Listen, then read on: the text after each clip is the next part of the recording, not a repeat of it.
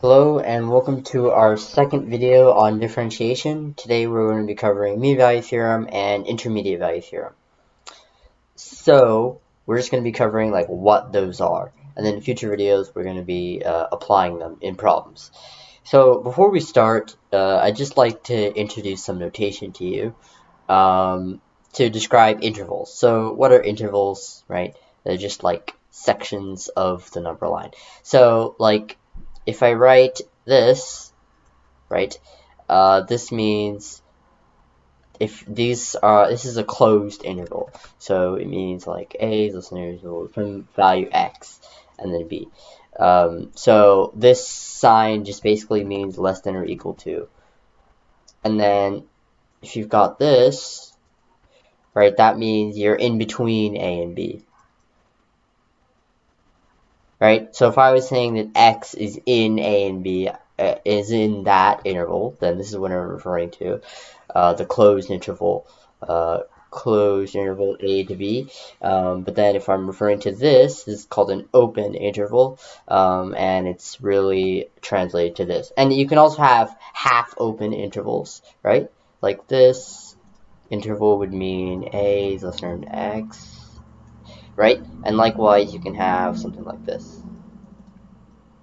So yeah, but those aren't super important. These are the main ideas, intervals that you're going to want to be familiar with in order to understand the notation that I'm going to use in this video. Okay, so let's get started with intermediate value theorem, which I'm going to abbreviate as IVT. So what does IVT state? Well, IVT states that if, right, these conditions are super important. You must know the conditions for these theorems. So if some function f is continuous in the closed interval a to b, then, right, f takes on all values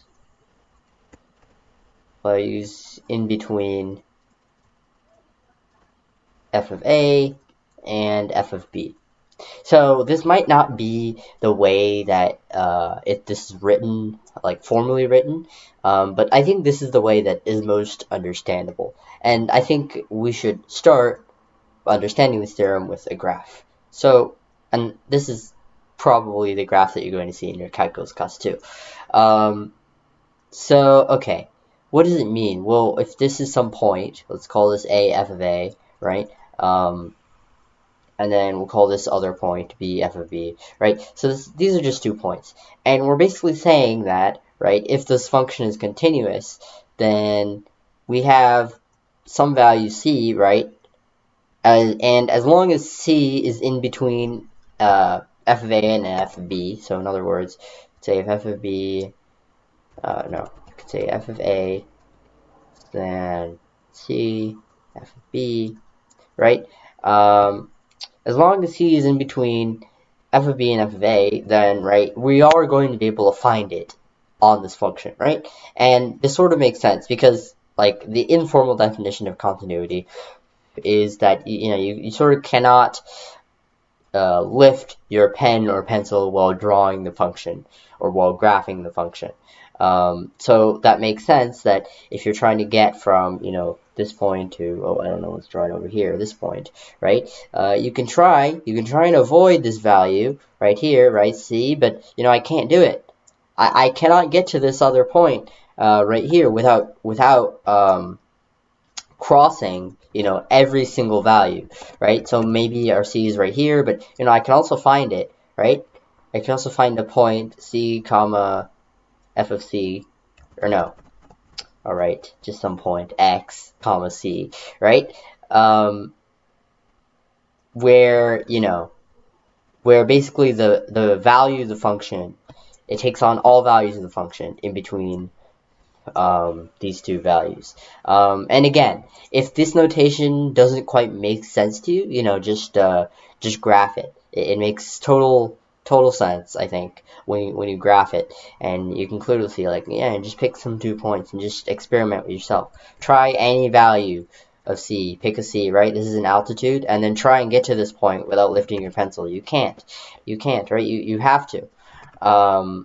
So yeah, that's what intermediate value theorem is. So the next one is mean value theorem.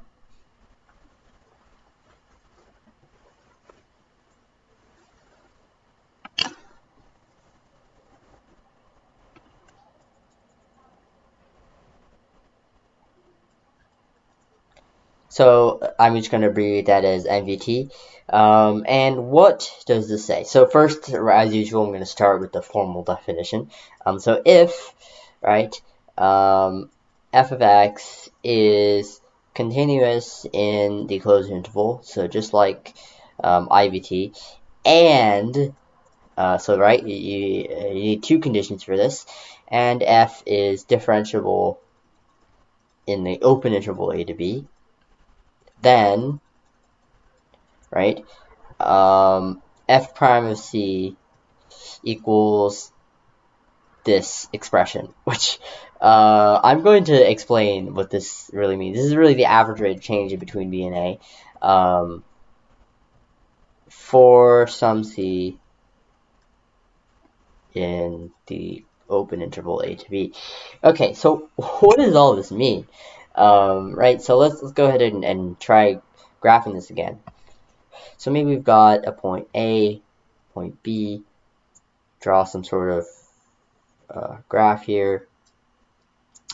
So again, we're going to call this a f of a, right, because this is f of x, b comma f of b. And so what we're really saying is, right, let's draw the slope of the secant line, right? So the secant line is going to look like this. And why is that important? Well, the slope of the secant line is this expression, right? That is what average rate of change is. It's the slope of the secant line between B and A. And so what it's saying is that there is going to be some point on this function where the instantaneous slope at that point, maybe it's this point, right? Where the slope at that point is the same as the secant slope between A and B, right? So that's basically what MVT is saying. I think this is a little less visceral to see on a graph, but I think it's still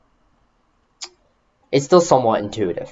So yeah, like again, if it doesn't, and also it needs to be differentiable. That's an important condition there, because otherwise, right, you can have some sort of weird thing where it's continuous but not differentiable. So maybe it does like this. You have sort of v, right?